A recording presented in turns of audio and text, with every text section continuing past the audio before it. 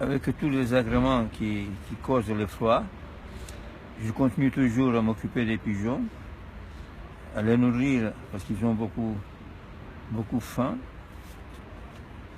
S'ils ne mangent pas en hiver, ils ne passent pas la nuit, les petits. Et je continue à les prendre quand ils sont malades ou blessés pour les soigner.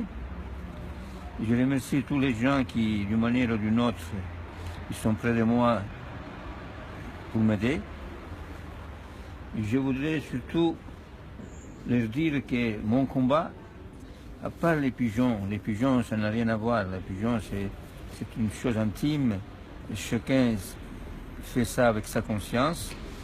Je n'aime pas que les animaux soient maltraités, qu'ils soient empoisonnés, qu'ils soient capturés et gazés.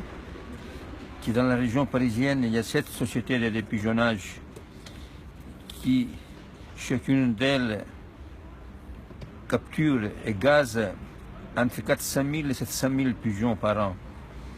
Et comme ils sont 7, il y a environ 4 millions de pigeons qui sont capturés et gazés.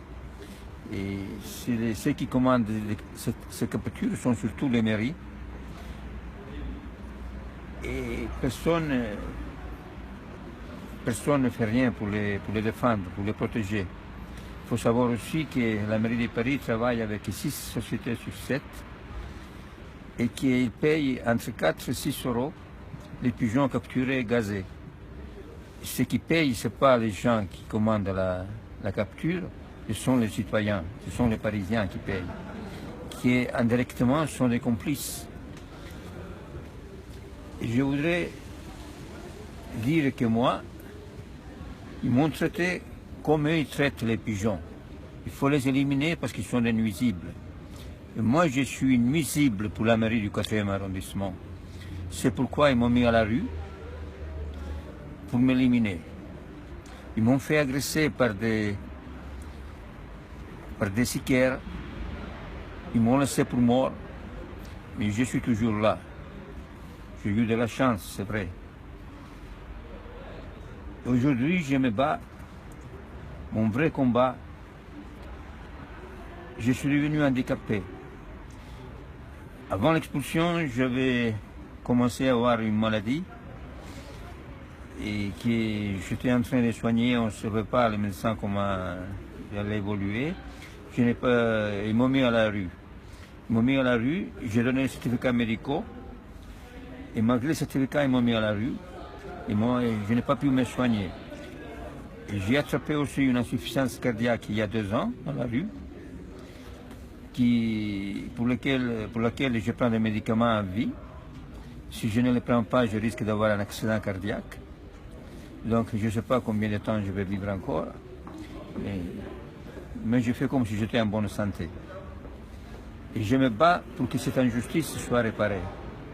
Et l'abus de pouvoir, parce que je contrarie leurs visées sur les quartiers. Et ils essayent de m'éliminer par tous les moyens. Voilà, ça c'est mon combat. Et j'espère que aujourd'hui j'ai des nouvelles satisfaisantes, qu'il y a quelqu'un qui va s'occuper et essayer de me faire obtenir des réparations.